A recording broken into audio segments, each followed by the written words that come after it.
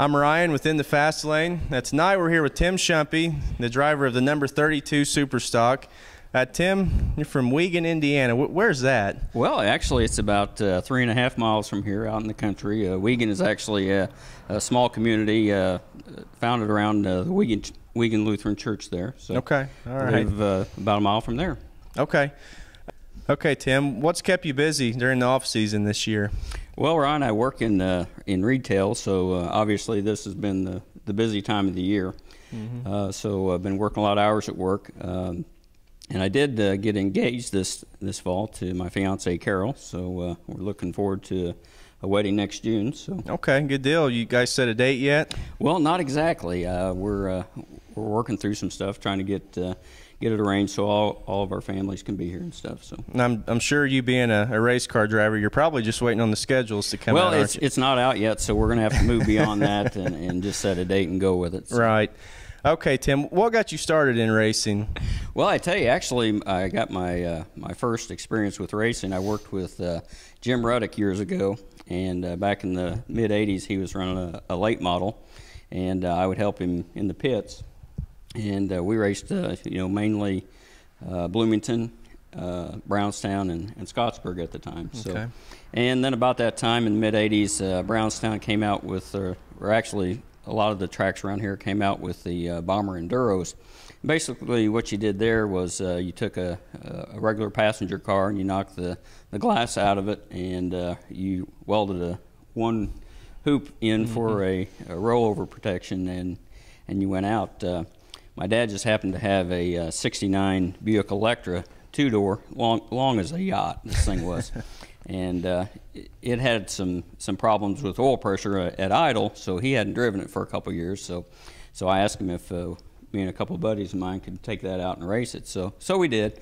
And I remember the first race at Brownstown. We were actually we were lined up 4 wide, 3/4 of the way around the track before we started. And we got out there, and I had the brilliant idea that all you had to do when you got into the corner, if you could just mat it, that you'd pass everybody. And I couldn't believe nobody had figured that out yet until I tried it, and promptly went over the top of the bank in turn 1. So, but certainly had a lot of fun doing that. Bought a car the second year and ran all over. We actually traded off driving, and the car was black at the time, and a buddy of mine, we were racing over at North Vernon, and he proceeded to make just about everybody over there very angry, running into everybody. So we decided we probably needed to paint the car, and so we brought it back, and one of my buddies, he worked at John Deere up at Seymour, so we painted the car John Deere yellow. So. Okay. Tim, I know you, after your enduro days, you actually set out, for several years. What got you back into racing? Actually sat out for about 19 years, but a good friend of mine, Jay Deckard, he asked me one day if I wanted to help him. It was actually the spring practice, so I was like, sure. So went down and helped him on that practice, and actually ended up helping him in the pits all that season, the 2006 season, and had kind of thought about getting a car all winter and hadn't. And then the first practice of the 2007 season, he went out and practiced, and he asked me if I wanted to go out and drive it. And I was like, sure. So went out there and just really enjoyed that. So I ended up buying a car on a Thursday night before the first race that year, complete car and trailer and everything, and went out and raced in the 2007 season. Okay. You've been racing for a number of years. What one race or event sticks out, in your mind the most, good or bad? Okay, well, I can. There's a lot of disappointing nights I could talk about, but probably one of the better nights was just actually this past year. Actually, was in the third heat, won the third heat, so we started on the inside second row of the feature, and. Kind of fell back at the beginning of the race. Actually fell back to probably 9th or 10th at one point there. But a couple cautions kind of worked in our favor. Ended up I think we had about 2 laps to go, and I started outside third row, and just decided to keep it up there on the top for the rest of the race, and actually came in second that night. So pretty happy with that. Good deal. You know, other than getting married this year, what's your plans for the 2013 season?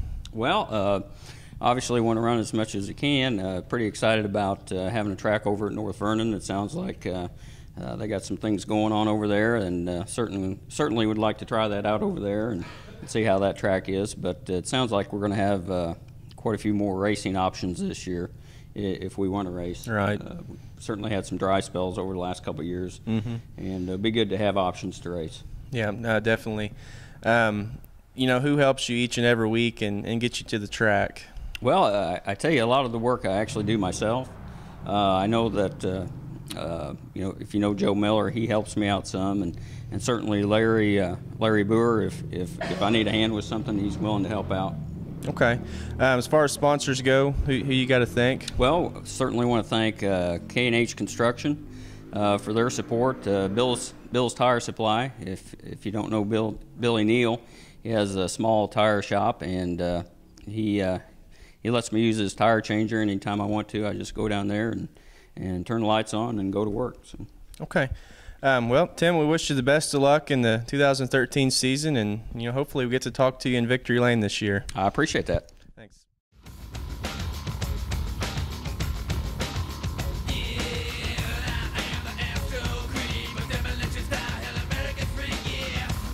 This is Tim Schumpe, driver of number 32 Superstock, into Fast Lane Productions, lights, camera, dirt slinging action.